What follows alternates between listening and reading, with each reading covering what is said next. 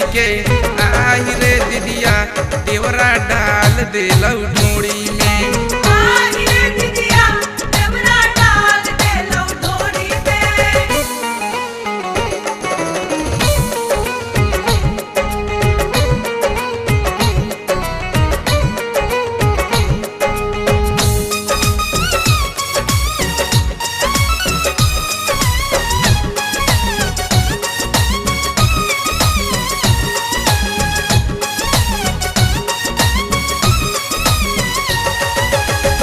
माने न बात हमर रंग देलौ चोली के। चोलिया के संगे संगे डाल देलौ ढोड़ी के।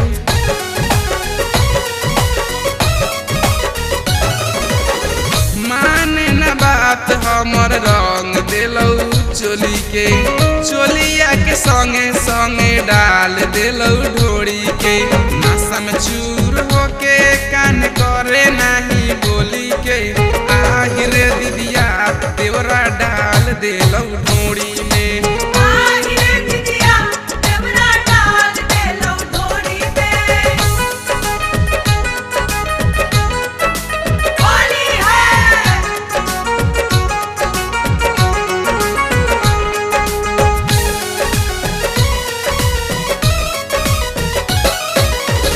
कहत रहे आज साली खोल दे हम चोली। लाज शरम के मारे हम नहीं बोली।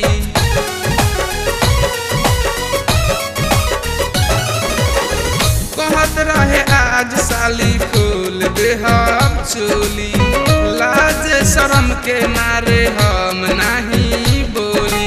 जुबना में खूबे रंग लगैलक फरलक हमरा चोली के।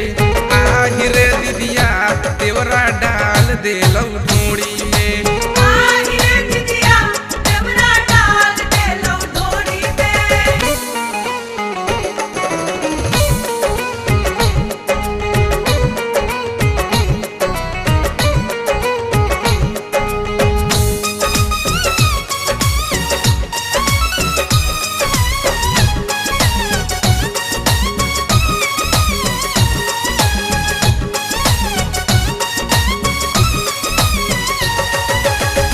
यादव जदी पयौरी मुना के बोलैले।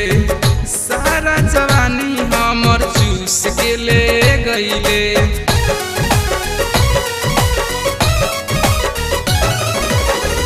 यादव जदी पयौरी मुना के बोलैले। सारा जवानी हमर चूस के ले गईले।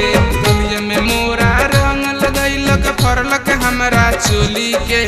आहि रे दीदिया देवरा डाल देलौ ढोड़ी में। आहि रे दीदिया देवरा डाल देलौ ढोड़ी में। ना सखिया के रंगवा ले आके नस्लक हमरा चोली के।